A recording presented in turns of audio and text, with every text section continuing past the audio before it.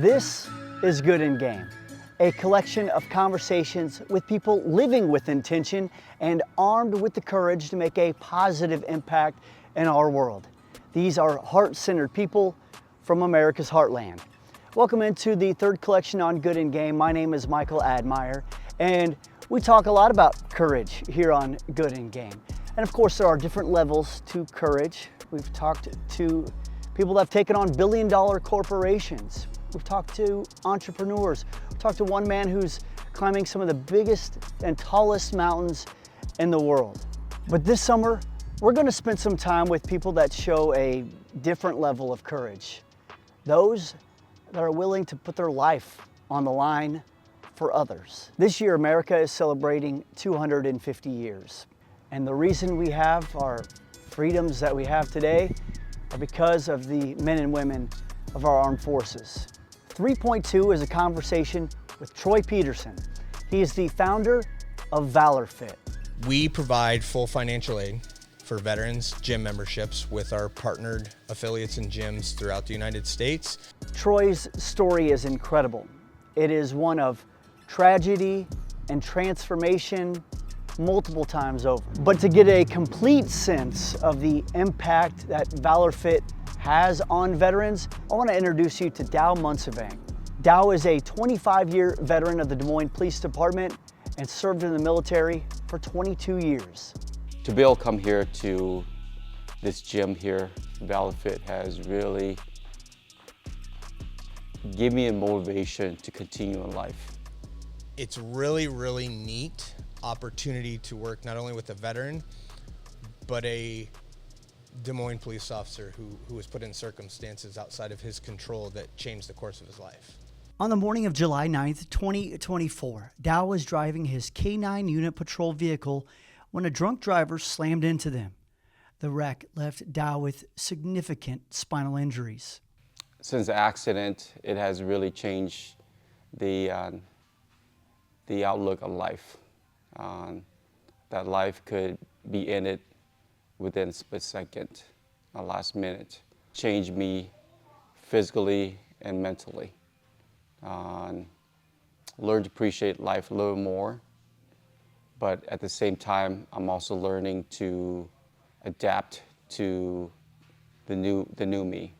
And what I mean by that is that I can't do what I used to do. Dow returned to the department, but reality settled in. Pretty much woke me up. It's like, hey, this ain't the same body anymore. After long consideration, and it was tough, saying goodbye to what I loved doing, and that was being a police officer. I enjoyed it. I enjoyed going out there, interacting with the people, help and serve the people, knowing that my career was going to come to an end. And it was a decision that was not made by my family, it was made by myself. Dow retired earlier this year. Now, the timing wasn't his plan, but he did find a silver lining. Well, my daughter just graduated from high school, so that's kind of a new a look in life that I'm looking forward to. And she just got accepted to the Air Force Academy, so we're in the process of moving out there next month. So my goal is, when I do go visit her out in Colorado Spring, is to be able to hike more. I love the outdoor. I love going out hiking and stuff. Everything happens for a reason. The accident happened for a reason. Now my daughter's moving out to Colorado. Running into this gym was almost by an accident. And then getting back in shape, and then to be able to go out there and enjoy life by enjoying the nature, hiking, doing the stuff that I never didn't have time for. It's the goal, right? It's the ultimate goal, is you want to take somebody who isn't in a good spot and doesn't see the light at the end of the tunnel, or there's no light near the tunnel, and have them come in and say, hey, we're going to be patient. We have that conversation. Hey, this is going to take some time, right? But we'll be okay, and we're going to do it together. And it's not just me, it's the class members and our donors that work out with. Dow saying the same thing. And so watching Dow put in the effort and physically not being able to run, right? He couldn't jog, he could not run, and now he's running a mile at a time, right? And he's doing wall balls, getting his hip crease below his knees and these things, and doing it with sassitude is what we call it, Dad. You know, he's sassy, but he's very appreciative and he's very grateful, but it's his hard work, right? So that's the goal with ValorFit is you put in the hard work and you're going to see the results.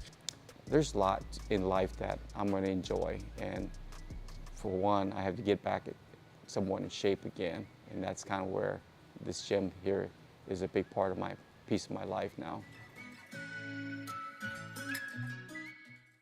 So the first time you met Dow was the day he walked in the door a couple months ago. Yep. Tuesday morning, 8 o'clock. It's talking to him yesterday. I could not believe the symmetry between you two. Dow told me that in September of 2001, in fact, September 10th, 2001, he moved to Des Moines. On September 11th, he woke up and, like all of us, woke up to the news of the Twin Towers falling, being attacked, our home soil being attacked.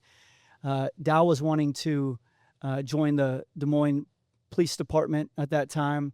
He was out of the service.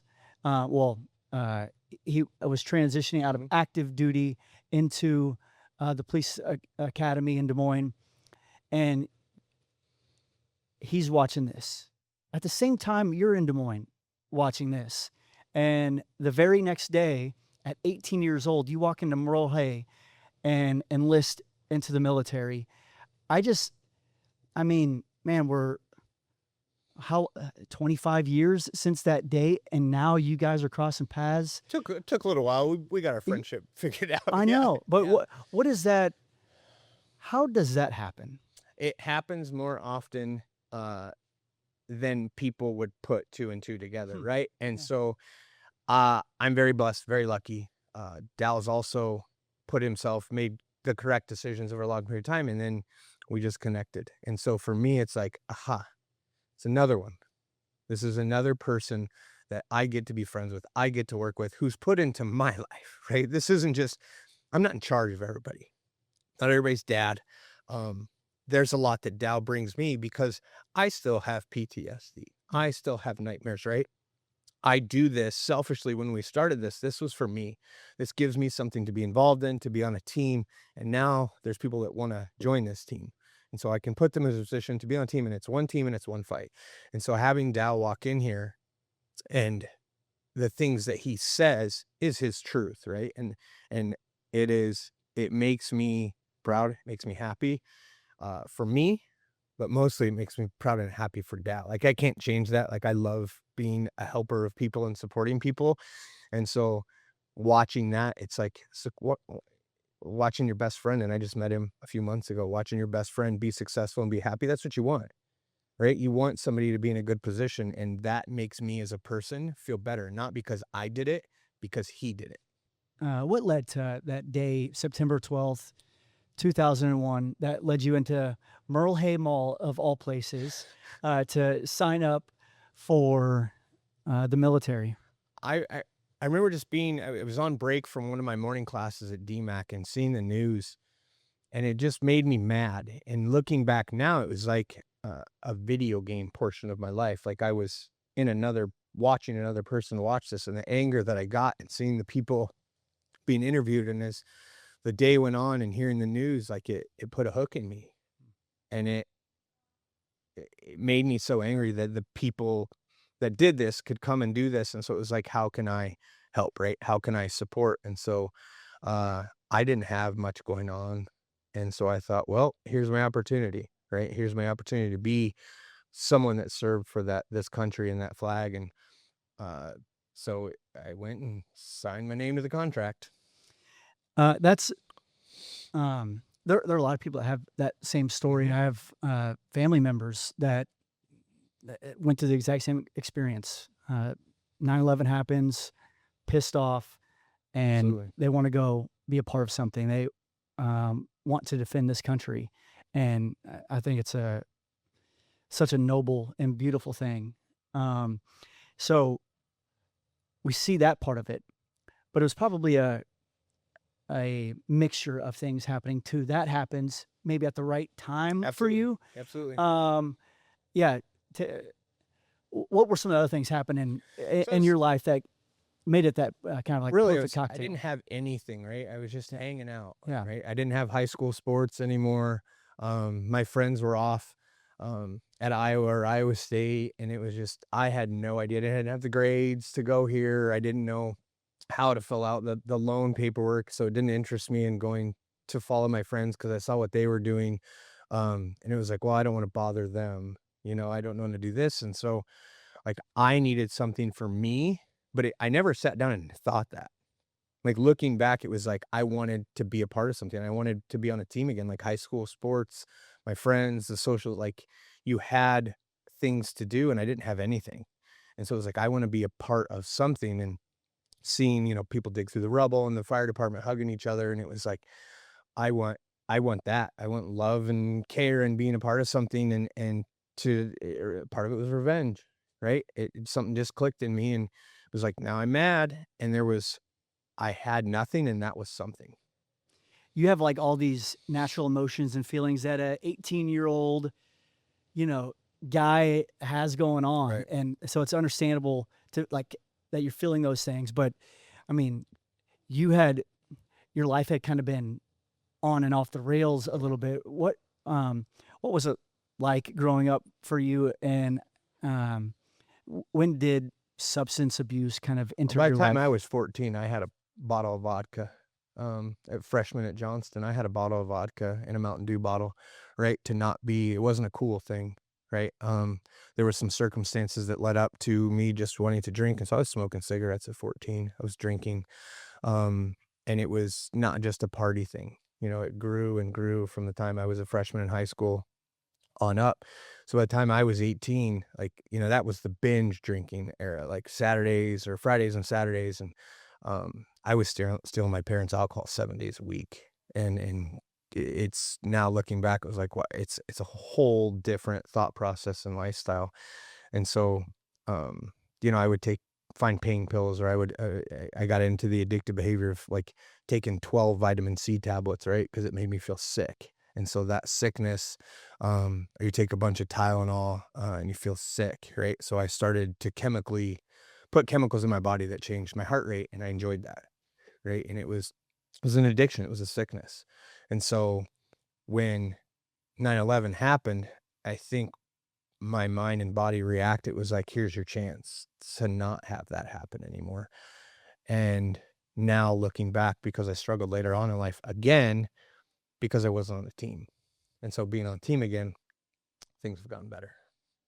There's a lot happening behind the scenes as you enter into the military. How was joining the team and going off into the military? How did that hit at the right time for you? I think a lot of it's God, right? Like, you're put in this position and either you open the door is open for you, either you walk through it or you don't. But when I got to Fort Hood after basic training, like, the first kid I met was from Illinois. And the next kid I met was from Nebraska. And I'm like, all right, these little Midwest kids, these are my buddies now, right? That we have the same thought process, the same, we wanted to have a good time, but we were all mad, right? And so young 18-year-old kids, it just worked.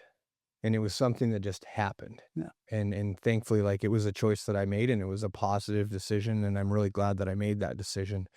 But back at 18 years old, I was presented with two opportunities and stay in this life, and what the path's going to look like, I don't know. I don't really care. Or take this one and I get to serve my country and have something to be proud of. And it was like, I just went that way. There's really no room in the military to be like partying too much, is there? Or No, was like, we that partied. okay? But it guess was away from- serious training. Yeah. Like, we would train Monday through Friday, and then we'd have a few weekends off, and then it would be Monday for 2 weeks, right? Or 8 to 10 days, however it worked. And it was training, but we did it together, so it didn't seem too terrible. Like, it was okay, right? And we had a good time, and there were times that we could laugh together, and there was times it was like, this sucks, this is hard. Like, but you did it with other people, and they had the same mentality, and it was like, there was really no complaining. It was just like, this is stupid. And we all knew, you know what I mean? Just like, it's hard. Like, this is hard. This is a lot. And some of it was, why are we doing it this way and this way? And it was like, hey, this is training, right? None of us had any combat experience. And so, we really didn't know what we were getting into. Like, so it was kind of, we had it fun, but a lot of it was, we spent so much time training together that there was no time to really get in too much trouble. What was the timetable from training to your first So I, deployment? I got to Fort Hood, July 4th, 2002. But by the time I was done with basic training and my AIT schooling, it was the July 4th weekend. I had 2 weeks that I came back like with my recruiter and went to Johnston High School. And then I remember I drove down from Iowa to Fort Hood the 4th of July weekend. And so I had a 4th of July weekend off. Like I went in and checked in and met some people and introduced. It was like, hey, you're coming back Tuesday to work. So it was pretty quick. And then we hit full-time training, and we were supposed to be the initial invasion. So at the time, it was the 4th ID and 1st Cav at Fort Hood. Well, 4th ID went in the initial invasion, and they were the ones they found Saddam. And so we just trained for it. And the mission changed a few times. So it went from, we're going to be in support from long distance away, and, the old school Desert Storm type training, and those were the field manuals you have, to close quarters combat, which no one had experience with. And so they brought in the professionals. We had even like LAPD SWAT came in to teach us in room clearing. And then March 13th, 2004, we left Fort Hood for Kuwait. And then we were in Kuwait for 2 weeks after that. And then we drove from Kuwait into Southeast Baghdad, right before the 1st of April. And so we took over like the 2nd of April, we took over full time in the unit that we replaced, then came home, and we were on full duty at that point. So by the first week in April, we were on the ground, walking combat. So during your training, preparing, learning how to clear a house and stuff like that, like, did you feel like, oh, this is what I'm meant to be doing? Yeah, I never felt out of place. Okay. I never felt like it was fun. As crazy as it sounds, like you could take the upper receiver off an M4 and M16, they had paintballs. So we were clearing rooms and clearing buildings with paintballs. So it was team and it was fun. It was like, this is great. This is awesome. And never did it be like, I hate this. I don't want to be here. Like, I loved every second of it. Like the training aspect. Like, oh, wow, we're getting to do cool things. We're getting to train on these weapon system and this weapon system. And we became very proficient and efficient at it. And I loved it. I was where I was supposed to be, is on a team. I mean, that's like the training aspect of it is the video game style feel. Like, yes. It's paintballs. It's all this stuff. It's you and your buddies in a field in Texas. Absolutely. When does it go from fun to, all right, this is real? It never got real to me until even leaving, it was just I was a different person, right? I was in a different mindset. I was there. I had some of the language figured out, right? And it was like, it just didn't seem like bad. Like, none of it seemed bad. I'm like, this is pretty cool. Like, this is all right. Here we go. And then driving in from our last stop. So we would drive, I think it was 8 to 10 hours, and we stopped at a fueling station in Kuwait. And then we woke up one morning, it was like, hey, we're going into Iraq. And we're getting ready to invade and do our part. So be ready. I don't know what be ready looks like. You watch movies and you see, field manuals and these things. Well, as soon as we got into Baghdad, there's still tanks on fire, right? There's still Iraqi equipment on fire. There's still, bridges that have been like, you look at it and it's kind of what you would see on the news, what you look like in Desert Storm, right? There's no city or anything. It's just, it's like the mile-long bridge. There's nothing really around there, right? And you just see these things, and it's like, oh, this is odd. Okay, it's getting real. And then you start to get traffic over the radio of, hey, gunshots, this and this and this, and we don't really hear it. So it's still not really real. Like, I'm driving our Humvee in, and it's like, oh, this is crazy. Like, kind of cool. Like, this is kind of neat here. So it hadn't really hit me yet what it was like. And then we got to our forward operating base, and it was like, okay, this is still all right. Like, all right, we're here to stay. Like, our mission was supposed to be rebuilding schools, community relations and things like that. That's what we were told to do. But we were trained, in case this happens, this is what we're going to do. Because none of us had combat experience. You didn't know anything in that thing. So it's like, okay, we're going to work with these people. And if there's protests, right, this is what we're going to do. Because the news doesn't show you the actual combat, right? And in movies, you're like, oh, you're told it's fake, it isn't real. And then on April 4th, 2004, I remember we were doing patrols, and a sister platoon, 9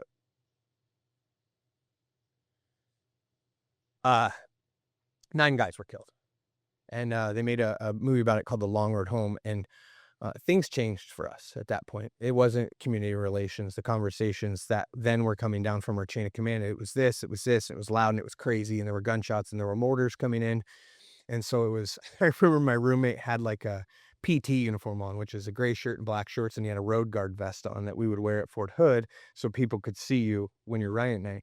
I remember he came out with a Kevlar helmet and that outfit on. And it was like, what are you doing? Like, what is going on here? It was like, we fight to fight. Like, if we're getting invaded or they're doing this, like, we have to go man the guard towers and make sure we don't get overrun or these things. And so we went out on patrol immediately, and like, there's water plants around that we're trying to protect, right? And there's, you start to see the Blackhawks coming in and out, and the little birds coming in and out, and then it's like, oh, this is real, right? And our first combat was a security guard at a water plant trying to, like, who are you guys? And it was returning, there was gunfire returned. It was like, all right, that wasn't so bad.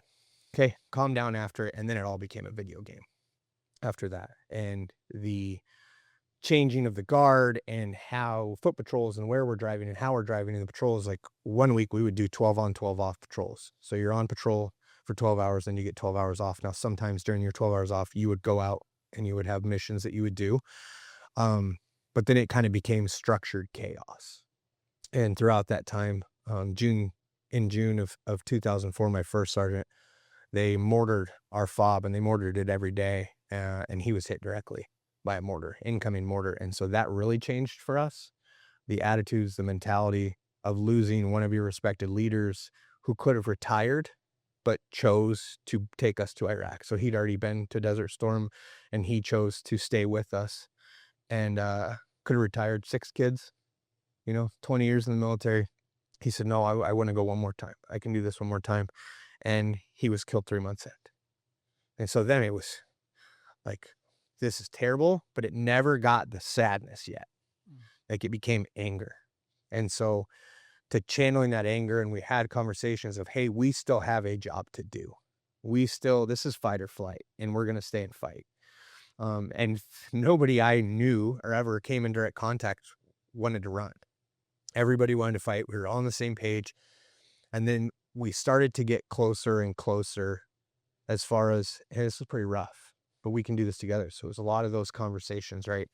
And so the rest of the year up until, March of 2005, every day there was something. Every day there was chaos, and we tried to control it as much as you can, but then you become a different person. Like, you're not the happiest person, right? And so you have to channel that, and you're tired and you're hungry and you smell, and all these things. And so you adapt to that human being, and I adapted very well. And this was something like I never thought until later on, like, I wasn't trained for this. Like, this is my job, and I am here to do this. And in that, I became a different person than anything I'd been trained for, than anything. And I got really good at being that person. And so that got me through that entire year. And then we come home, and it's like, we turn in our weapons, and, it's 11:30 at night at Fort Hood, and we do this cute little parade, and everybody comes home, and they put a lei around my neck, and they're like, welcome home. You have 4 days off. And it's like, oh, I can handle this. I'm back home. You know what I mean? I'm around my people. I did my thing. It really sucks.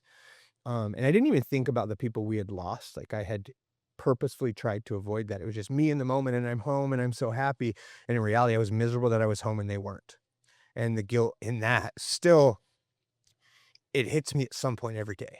Like, Ernest had children, and they were graduating, so they were becoming adults. And he was going to get to be a dad, and he could be a those things. And then now he's, late 30s, and he's dead. Right. And his wife was a big part of our community. and she would always bring us food after their cookouts on the weekends and bring food to the barracks. And she was so nice, and he's not here. And we had a 4-day weekend. We came back, and then things like if you have a big event and a big social event and you're high, and then when you leave that, you kind of crash, right? Your social anxiety kicks in a little bit, and it's like, okay, your heart rate calms down. And I had no idea what to do. I had no idea how to process these things. I was told, don't kick your dog, don't beat your wife, don't drink and drive, right? And so it's like, yeah, like I mean, it like goosebumps all the time. Like I just couldn't calm down. And so eventually as time went on, drinking led me to calm down. So I still had 9 months left. And so I started out processing and made the decision to leave the Army because I wanted to go to like Hawaii and all these cool places. And it was like, that wasn't in the cards. I would have had to go to Korea for a couple of years. And at the time you couldn't bring your spouse. And I had recently gotten married, and it's like, okay, I'll go work for the sheriff's office in Travis County in Austin, Texas. And then everything just shit hit the fan.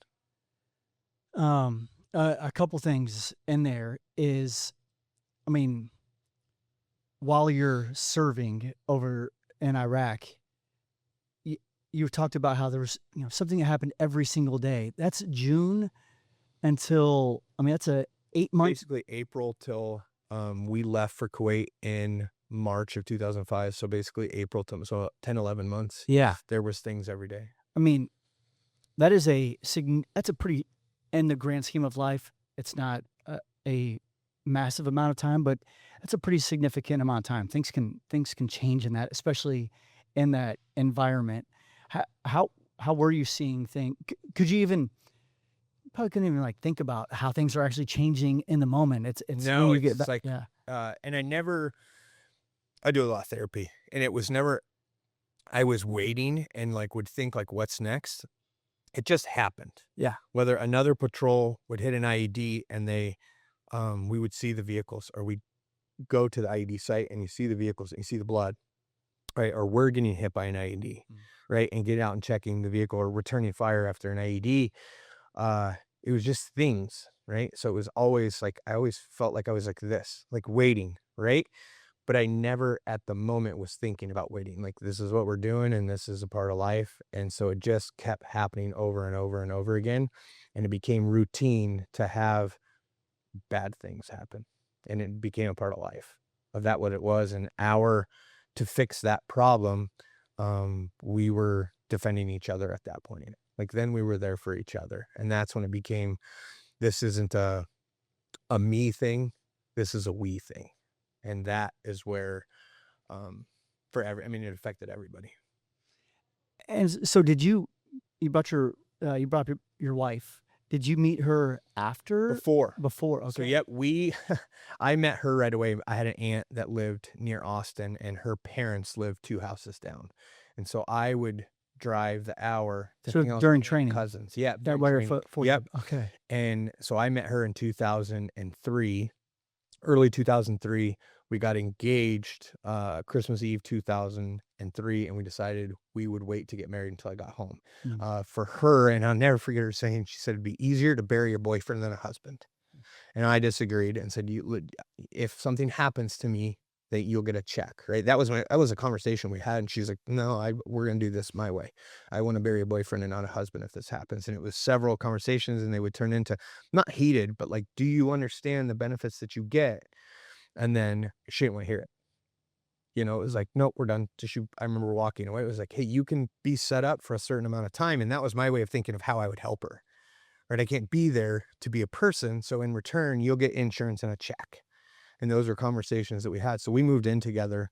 And then I deployed. Remind me of your wife's name. Tiffany. Like, you knew then, probably. Day one. Yeah. Day one. That's special. Yep. And it was like, she was just cool. Yeah. Right. There was no like digging and asking crazy questions, or there wasn't any drama in these things. It was just like, we hung out and got along, and it was fun. And then it was like, I think, how do I keep her? And so it was like, oh, if something happens to me, you get a check and you get insurance, right? You get these things. And she was like, I don't want those things. I want you. I don't care. Like, this is weird you're even talking about it. And it was just something that I did to try to make things easier on her, because it made it feel like it would be easier on me too. Cause in reality, I was scared. I had no idea. It was fear of the unknown. And so then she just was there the whole time. That's yeah. We still wrote letters. So every time a soldier, an airman, a Marine was killed, they turned the phones off. So we didn't have very good phone connection at that time. They weren't always on, but they would turn it off till the next of kin. So she would go days and weeks and we wouldn't hear each other because it would be 3 here, we'd figure out, oh, we're getting close. And then you'd hear or you'd see, it was like, oh, phones are off. And then, sometimes there was 3 weeks we didn't get to talk because it was every day, back to back to back to back that something happened. And so she just hung in there. When did things start to unravel when you got back? So night one, I got real drunk. I got a bottle of Black Velvet, and I remember, I don't remember the thought process, but I remember turning the last turn before we turned down the street to my house, opening the door as she turned the corner. So I would have went, and thankfully, like I had a seatbelt on, and I don't remember if it was to get sick or if it just, I was so blacked out that I didn't know what was going on, but I ended up getting sick outside the car. But night one, I turned to alcohol immediately. Like that was my calming mechanism. And then it was just drinking, right? It's people drink and they celebrate that I'm home and everything is great. And so when everybody else was done for the day and would go to bed, I didn't go to bed. And I stayed up, and my wife had been in a fender bender with a neck injury. So I got into our hydrocodone the first weekend, and it was like, hey, I need something to sleep. I can't sleep. I'm hearing things, I'm seeing things, I'm smelling things. And so within our first weekend, it had the hook in me again. You're trying to transition back into civilian life. How are all these things playing at odds with you through your first few months and years back? I was a functioning alcoholic, and I could do the job. And when I would go to work, that, I did 12s when I transitioned out. Like I never would drink during the week, right? Like Monday through Thursday, there was just, I was sipping on some stuff just to keep a little bit, or taking a pill. Like that's when the pills came into play, because I didn't want to get caught. In my head, drinking and driving is way worse than being high and driving, right? Like, how am I going to get caught doing that? And so I turned to pills during the week, and on the weekends I would do both. And so things like my communication with anybody and everybody, I didn't want to talk to anybody. And my father-in-law was the only one I want to talk to, right? And we would talk fishing and hunting, and he slapped me on the back and, how are you? I'm good. Thank you. This conversation is keeping me going. And then everything just started to slowly unravel, and I became a shell of a human. And I would party and put a big smile on my face, and inside I'm crying, like not knowing how to process I was not processing anything. It was emotions. It was, like different parts and different things going through my mind over and over and over nonstop. And so I couldn't process anything. I couldn't figure out, like I'd have 4 different scenarios going on in my head at one time. And so there was just nothing. I would just party and drink and laugh at people and, talk smack and those things. And in my head, I'm like trying to work through the things in my head, and it's just making it worse. And all while, you're starting to grow a family, right? Yeah. Yep. So Tucker was born, and I saved up a bunch of money, and I was going to school, and that was my focus, is saving as much money as we can. Because if you have money, then you can have a happy family, right? If you have the money, that's always a thing. Like, oh, we don't have the money. So all I did was save money, and I stayed at home and I drank, right? And so I saved money because I wasn't going to the bars, but I was still just drinking at home while my wife was pregnant. And Tucker was born, and that was my focus, was Tucker, right? And I had this beautiful little creature and something to do. So I started to get a little better, and I started to like, we moved from Texas back to West Des Moines to be around my family, because that's what I thought would help me. I just had to go. Like, I'm done here. I'm a bad person. So we had Tucker right away. We moved here. My mom passed in 2012, so we moved back right away, and it was really, really awesome. And I had lost a little bit of weight. I was like 350 pounds when we moved. So it gave me a place to go to the Waukee YMCA and talk with some people. But then at night, I was still alone in my head, and that it just became messy. Yeah. And I'm sorry for the battles, man. Yeah, it was a struggle for a long time. And thinking that I wanted to quit and not do it there's a guilt in that, right? Because looking at him now, I mean, you got to meet him. My youngest just smiles ear to ear and thinks I hung the moon. That part, it was self-inflicted. And then I was embarrassed of that. And I didn't think I would be able to be a dad when they got older. I couldn't teach them right from wrong, and I couldn't hold them to a standard. And now looking, I'm like, boy, I'm pretty good at this. Like, thankfully I made it through that struggle, brought me to who I am. And so every day I think about what I used to do to myself and the position I used to put myself in. And now my habits are, I don't force myself into those actions of positive things. That's just my routine now. You've shared a lot. You're real.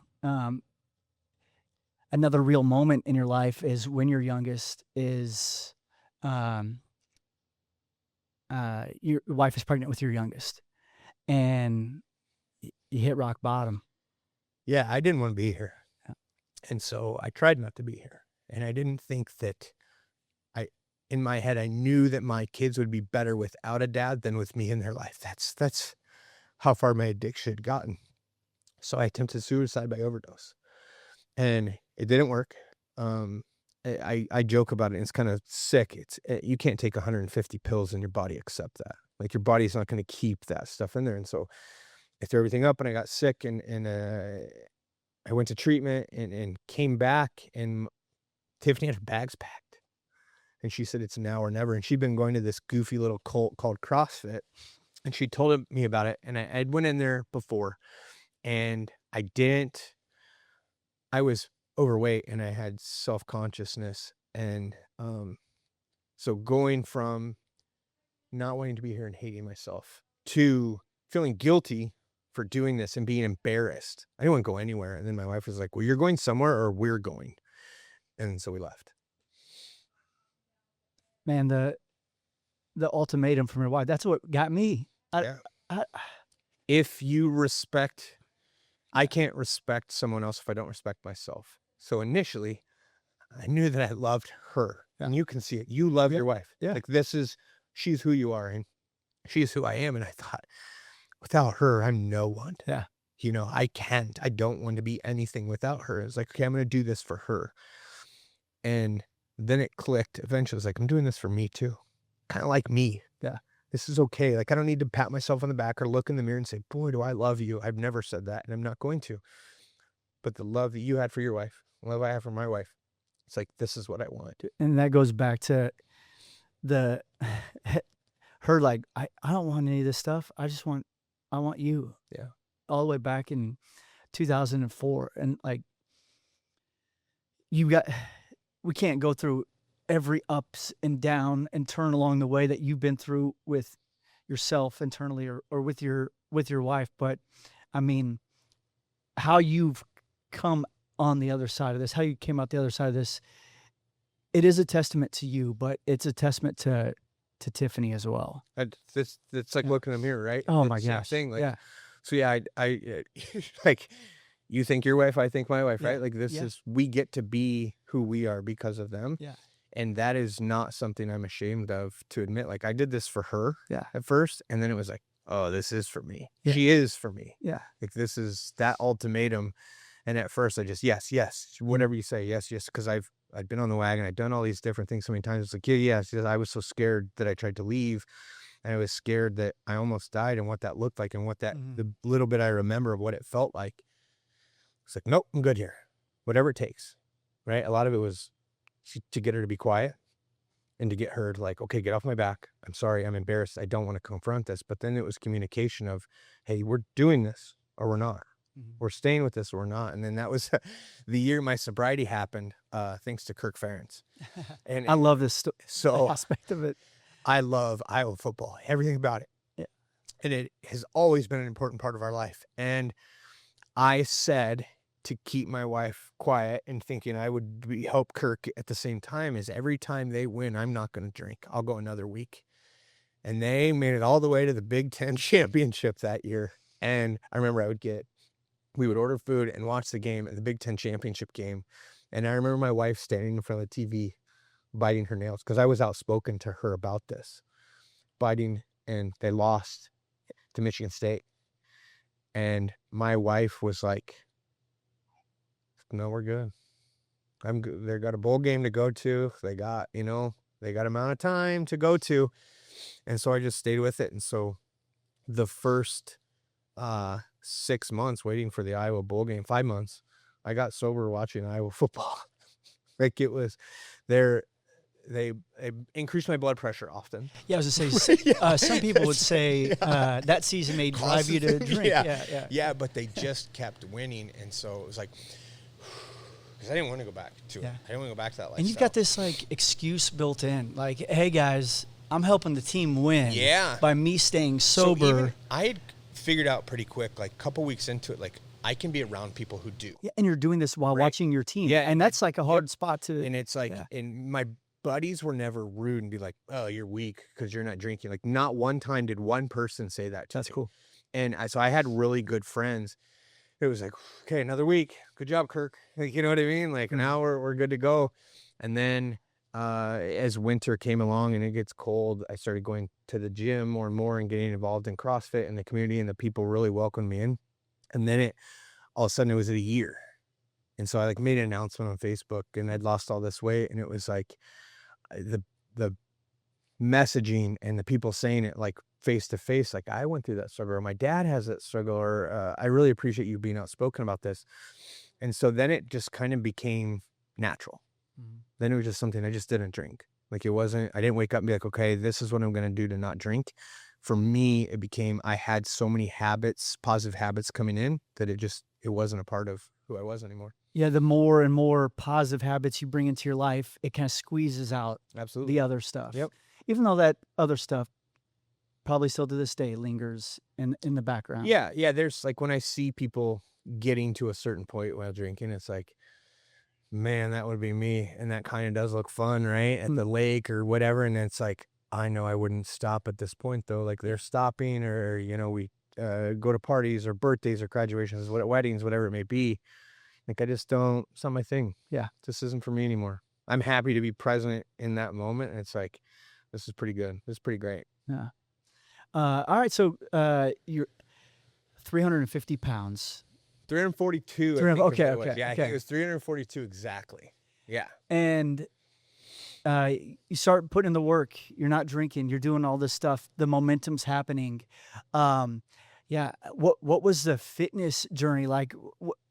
I imagine that's probably maybe felt a similar feeling when you were 18 years old, signing up for the military or something with purpose. Yeah.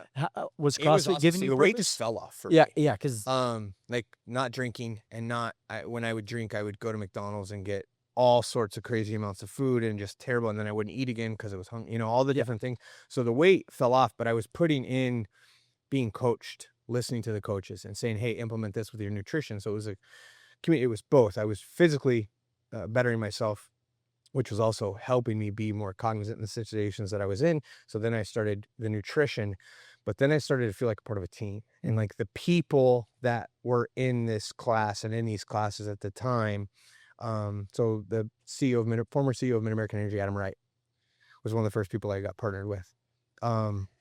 Matt Whitaker played football at Iowa. Oh yeah. And he was my first actual partner workout that I did. And I had no idea. I played football at Iowa, and I Googled him, and he played football. I was like, this guy's cool. And no, I didn't care that he was a lawyer or any of those things. You know what I mean? I just thought that he was cool and fist bump, and he was funny.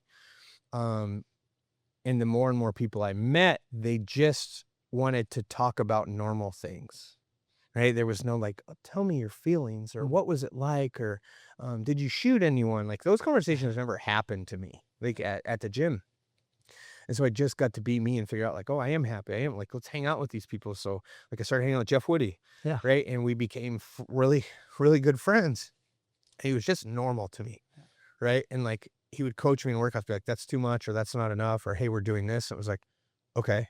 So I would listen, I would feel better. And then it was like, I like him because I feel better, and he's helping me do that. But then we personally became friends outside of the gym. And it was actually Jeff's idea for ValorFit. And I was doing some volunteer group stuff at the VA. I'd done a news story about it. And then Jeff was like, he's a pen and paper guy. He's a big idea guy. Lots of ideas. And I was like, oh, okay. But then he showed me how we could do it. And so we started doing it. We bring veterans into Waukee, and then Jeff had moved to Ankeny and was coaching gym out there. So we started pairing veterans at both places and paying for their gym memberships at Merle Hay and Des Moines. And it was like, man, these people are happy. I'm happy. We're all happy. We're making a difference. And it has slowly just grown and grown and grown. Just to get this on the record, a cyclone helped. I'm not one of those fans. Okay, it's yeah. the fans from them that bother me. Like Jeff being a player, I thought that was cool. He scored that touchdown, right? The big touchdown against Oklahoma State, and it's like, well, he's such a good person that then that's when like I became like, oh, Iowa State people aren't so bad, right? Like I'm not gonna publicly say this, but Jeff was such a good person, and he never like separated me being an Iowa fan and him an Iowa State fan. He was just my friend. Yeah, like we was never like I wasn't a big. We didn't have football conversations. Like Jeff believes in Iowa State football. There's no convincing him any otherwise. So it's like, oh, cool, you're a Cyclone, Jeff. And yep. And you couldn't make fun of him anymore. Yeah. Right? Like, oh, they're not good. Oh, we know. Okay, we're going to get better. And it was so we just became good friends. And it was nice. And so, yeah, it was Jeff's idea. Oh, that's cool. Jeff's a great guy. We've worked together and have maintained a friendship. He has a couple girls, and so we're both girl dads. And what a good dad, and what a good husband, and just a person that does good things all the time. Next thing, like, all right, so ValorFit goes from this idea to what it's grown into. Like, what's the in between look like? A lot of just working out. Yeah, like a lot of I was at Lutheran Church of Hope at one of their programs working with the kids whose parents maybe have substance abuse. So volunteering some time, doing a few more little speaking events about veterans and veterans groups. But it was really just having a purpose, and it was things on a schedule that gave me that purpose, right? I wasn't just sitting around, and I could see veterans were saying thank you and their families were saying thank you. So in between, it was consistent, like our trajectory, like looking back now, this was where ValorFit is now was never the goal. I just wanted to help some people, like people helped me at Waukee. And then I wanted to help some people at Ankeny because the people at Ankeny are really nice. I wanted to help some people in Des Moines because they were really nice. And it was, my chiropractor was a really good guy and still is a very good guy. I met Kyler Case, and Kyler was he was an intern at the VA in the chiropractic program, and he was a member at one of the gyms, and just the conversation, like me leaving a chiropractic appointment and being like, Mr. Peterson, I really think what you're doing is commendable. And it was like, okay, like I didn't know what to say. Like, oh, okay. He was like, if I could be of any help at any point, I'd love to be. It was like, I don't know what that looks like, but yeah, whatever you say. I didn't know what that is. And now, like, Kyler's my son's chiropractor, right? And Tucker's now 14, and so Kyler's been with my family. My wife had some medical problems, so she went to Kyler, and Kyler said, "This is outside of my hands. There's nothing I can do with this. You need to be seen immediately." So she took Kyler's advice and she's getting treatment. And so Kyler was put into my life for a reason, right? So Kyler's awesome, but it happens consistently with a small group of people throughout the country, that it's like people that I have positively influenced, even if it's just in conversation, they stay with us. And now, like, Tucker was just in there, and Tucker could barely walk after a soccer tournament, and seeing Kyler and just smile, he's the same young boy that I met, and now he's a grown man business owner helping other people through fitness. And as a chiropractor, the things you do as a chiropractor, he's a really good chiropractor. And my son getting up and, oh yeah, I feel great. And Kyler like patting him on the back, like Kyler patted me on the back, and it was like these years later, 8 years later, Kyler's still around. And like, that happens a lot of good people I was surrounded with. And I took the opportunity to open up to those people. And it's just been a trajectory that I never could have imagined, and I'm so grateful for. But I am proud of the work that we've put in as an organization, that it's worked because we're consistent, and we believe in consistency, and people want that. They see it, and veterans then take that, and they take the initiative to be proactive in their own life, and it's pretty awesome. I appreciate bringing up Kyler, because it was a guy that helped kind of connect and set this up. And he's doing amazing things. He's on his way to New York City as we speak right now to boy fast. Competing High Rocks. Yep. Awesome guy. Guy. And a friend of the Good&Game podcast and had him Like on and last summer. subscribe. Yeah, Know what they yeah, say? right, Yeah, right, like okay. and subscribe. And so, I kind of want to go into where ValorFit is now. How can or how is ValorFit growing throughout the country? You guys have connections in San Diego at Invictus, which is a really popular CrossFit gym. Like I think 250,000 followers on Instagram. Proven in Nashville. It is a growing young CrossFit gym, but they've got people's attention for Oh sure. boy. Yeah. So yeah, the Proven connection. The CEO of Proven, Nick Johnston, was a CrossFit coach. He was running one of our partner gyms. Where Kyler. Right. I was just saying it all comes back to Kyler, right? Yeah. Hey, Kyler did it. Yep. Yeah. And so Nick, when I met him, like, you work with veterans and this is our expectations. This is the standard. Nick already had us there and he started asking questions about it. And so we've grown and grown and grown. And as Nick has grown in the fitness world, he has taken us with him. Hey, here's an opportunity. Would you like it? Would you like it? So now he's the president of our board of directors and everyone answers Nick's email. So if I email, there's been a lot of nonprofits come and go over the years and we've been over 8 years. And so Nick, people believe in Nick and now they believe in us. And so we grow at a rate that is so incredible that we have had to grow with CrossFit, the brand, the sport, and the CrossFit Games to fit the needs of how many veterans are asking for support and then qualify for our support. You were down in Nashville a couple weeks ago. I don't know what we can talk about. So I'll leave that up to you. But some really great things happening with connections down there. I know you have the connection to Jelly Roll through Matt Johnson and everything that those guys have been crushing. And then, so yeah, just so a lot with Matt is Matt did fundraising, right? And Matt does this. Matt gets goals out of his running across Texas, right? And this newest 7 Ironmans, an Ironman a day for 7 days, like he gets training, right, and purpose. But Matt's purpose is to give back because Matt went through our program, and Matt was given love, and he became a part of my family. And to give back, well, Matt, you can't say bad things about Matt. And so Matt became Jelly Roll's personal trainer. And in that, we got attention of someone we never would have got. Like, I'm sure people asked for money from him all the time. Well, while Matt was on his run, Jelly Roll donated $20,000 to Matt. And so through those connections in Nashville, I can't fully speak on it just yet, but through those connections, we are growing as a nonprofit to fit the needs of people that want to be kind, right? Important people, sports figures and musicians, and they know where the money is going and they know that it's working and they want to see more from us as an organization. And with someone like Proven, it gives us an opportunity to effectively help more veterans on a consistent basis through their kindness. And so in the next 60 days, we will announce it and it will open up and we'll go from there. And it's that Iowa connection it's pretty neat, pretty cool. That's what I'll say. There's some people from Iowa out there in Nashville and in this world that want to help give back. And so we're grateful for their support. Good. Let's go. I can't wait to see where ValorFit continues to go because, I mean, like you said, nonprofit organizations in the veteran world, they can be a dime a dozen. When energy runs out or money runs out, the organization ceases to exist.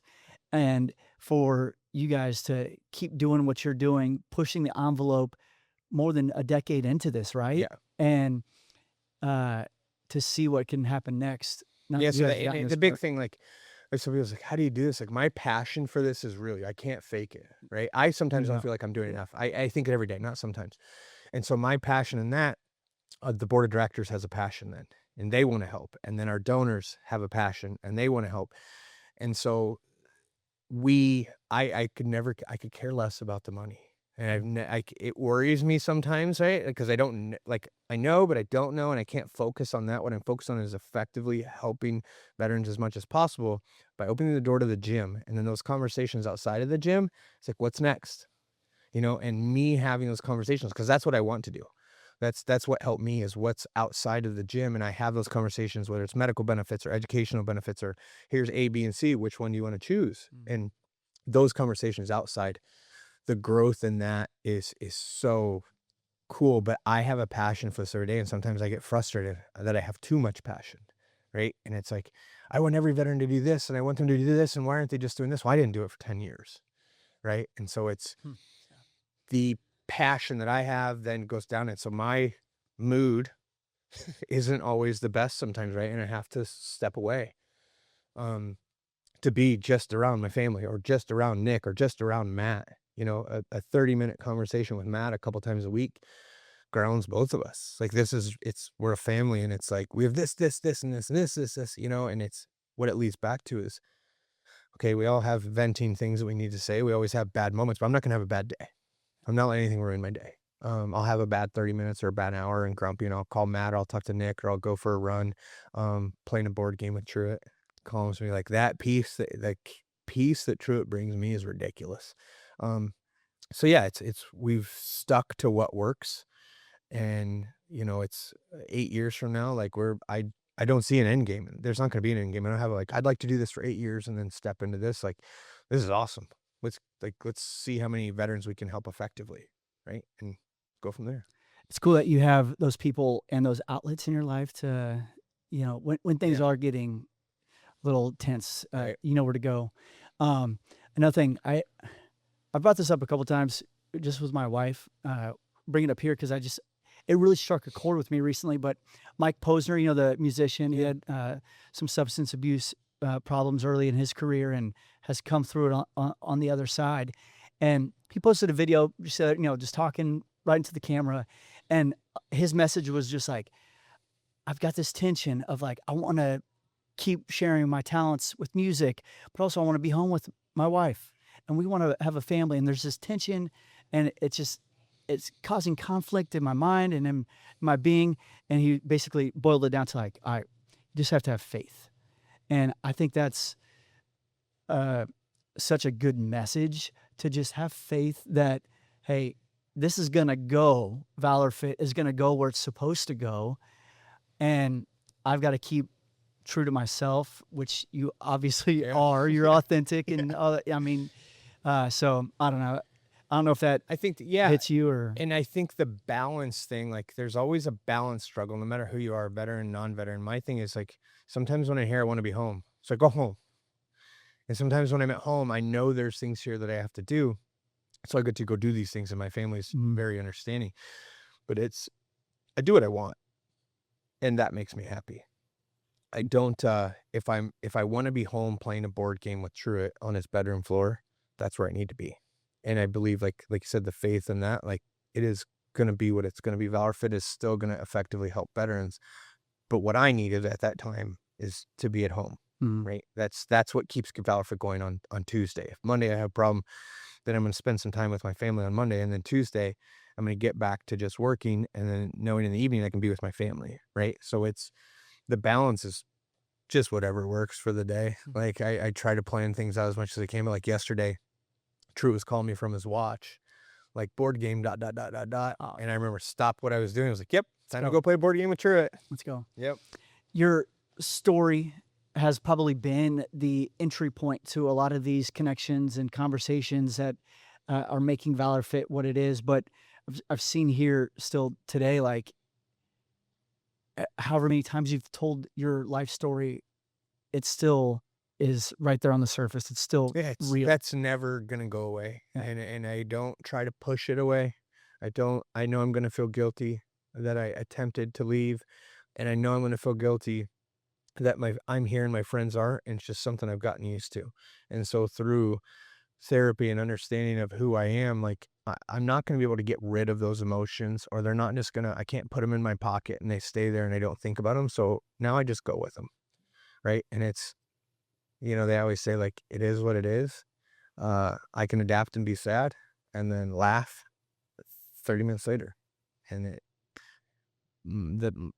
my life is now what it is because of what it was.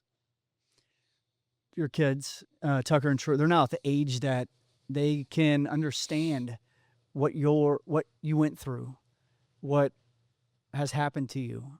They were in here earlier, or your youngest son was in here earlier working out. He's been a part of it the last couple of days that I've been here with you.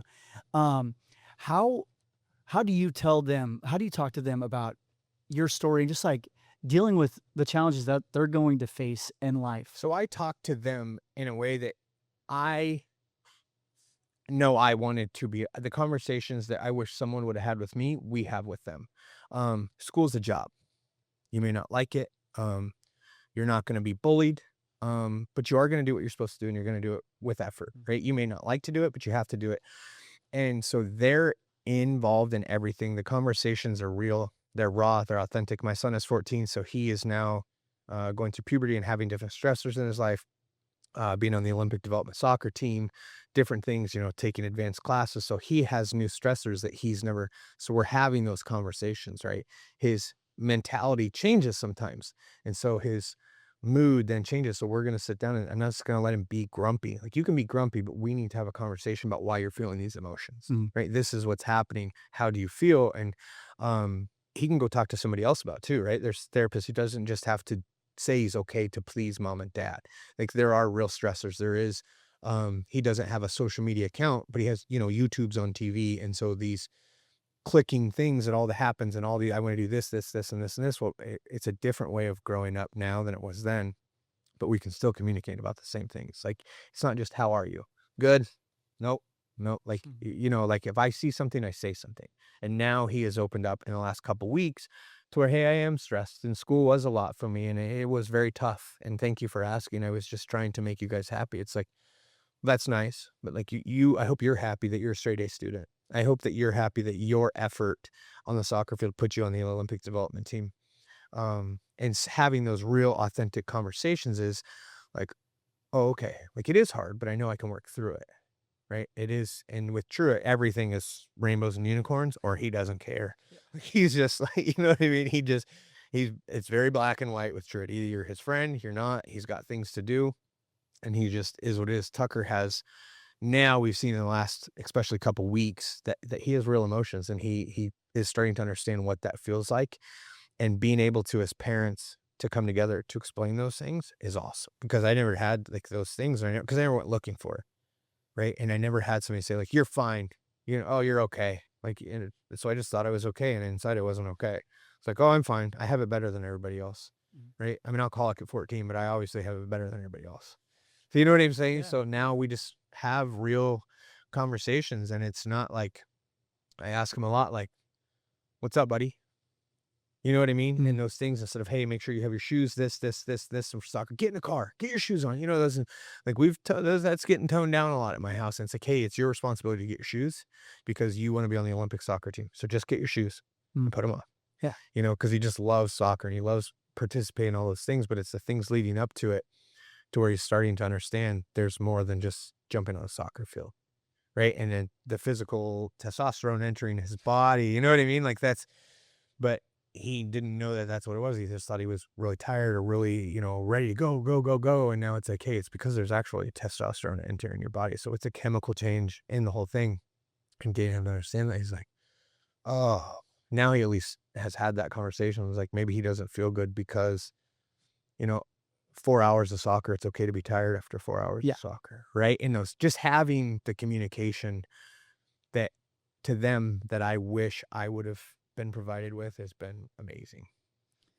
Well, thank you for imparting some wisdom, and also just the conversation and hearing your story. I mean, I think it's you're making a difference in this world, and that's and I think anybody can, right? Like, in this, like, you're helping us make a difference, and that's what people. So thank you. People understand that it's.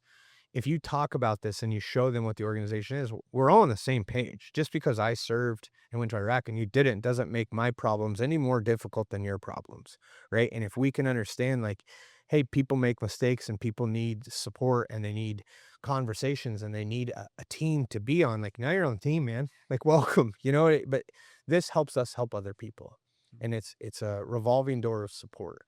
And so I know that we make a difference. And then more people will see this and understand that ValorFit's more than just a free veterans gym membership. Like, go to the gym, best of luck. No, there's a lot that goes on in this. There's a lot of conversations. There's a lot of resources as veterans that we get, that we provide those opportunities to them. Thank you for that. Yeah. Your problems aren't any worse than mine. I can tell you that. The way I see my problems are my problems. You have yours. Yours are no less than mine.